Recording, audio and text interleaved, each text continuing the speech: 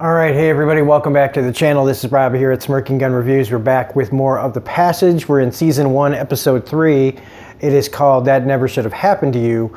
The episode just got over with, so full spoilers if you have not seen this episode. Another pretty good episode, but there's still some just glaring. I'm really enjoying it, but I'm having a hard time with the whole, they know about vampires. They know the lore. But they still just don't understand what's happening to them, and I don't know what that's like in the book, but I just know when it's like when a lawyer says that the lawyer doesn't ask the right question because he doesn't want the right answer, and that's what I feel like the writers are doing here, is that they don't want that to be an easy answer. They want our characters to be oblivious. And that bugs me. It doesn't make me not enjoy the show. But it's an annoyance underneath everything that's good about this show. That I just feel like if they couldn't find clever ways around that aspect, it just gnaws at me. And it gnaws at me every single time I watch this show. And when you can't write around something like that, I don't know. It makes it less good on a level to me. Now, if I turn my brain off, see, I can't turn my brain off like that. I just can't do it. But we do get some more really good stuff here as far as character development stuff. Now, let's just talk about that never should have happened to you. I believe they're talking about Babcock's backstory. So we get Babcock's backstory in here and how she's manipulating Richards, right? So right off the bat, he should know he's being manipulated. Okay, especially after he talks later on with Brad about her past.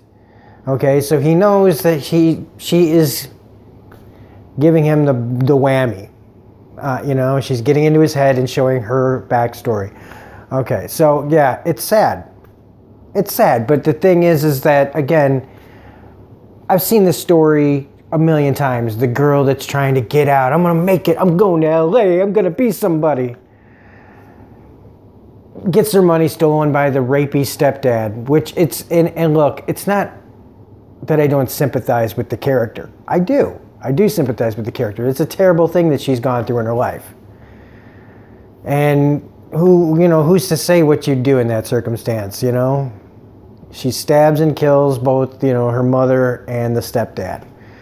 And she was dealt a shitty hand and she took revenge. And then she ended up on death row. And then she got taken to this place and she became a viral. Once she became a monster, I don't care what happened to her anymore. It makes it sad that this is where she ended up, but she's a monster now. She's a monster and she's trying to manipulate Richards into what is going to be like a breakout, right? They've already got the mental midget who is trying to fight it.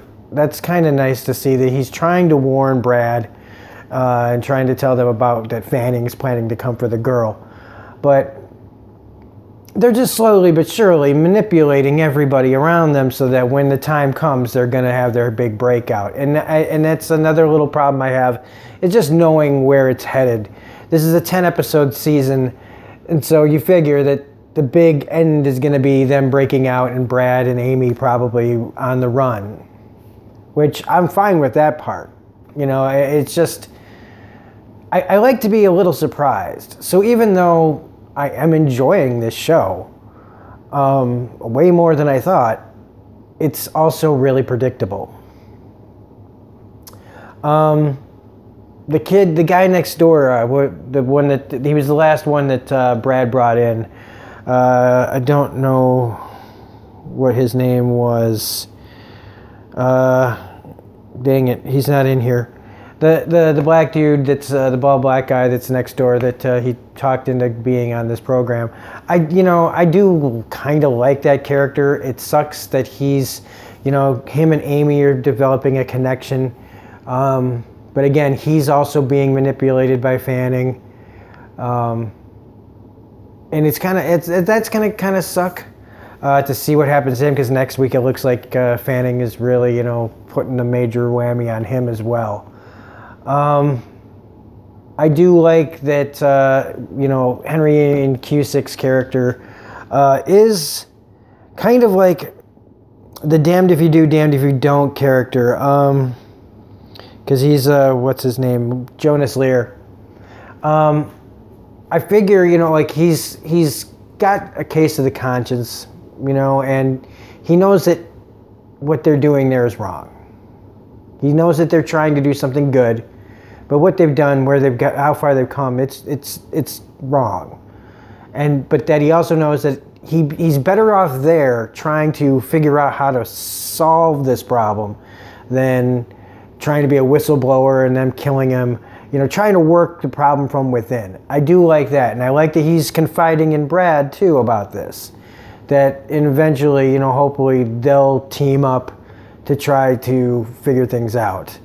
And I'm glad that, he shuts down like the surveillance. So he is working kind of in secret against his own people.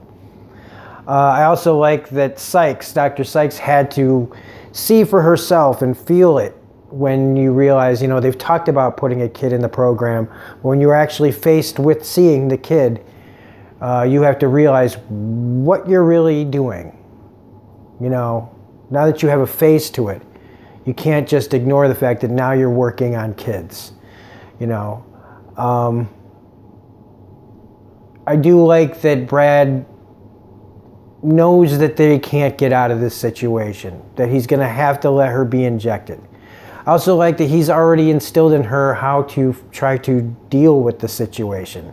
And it's a testament again to the actress that plays Amy, that she's good at this. Like she's really becoming a better and better actress as I see her come along. And I like that they have this little plan. And they're doing it really well and smart. She's working the doctor so he can take things.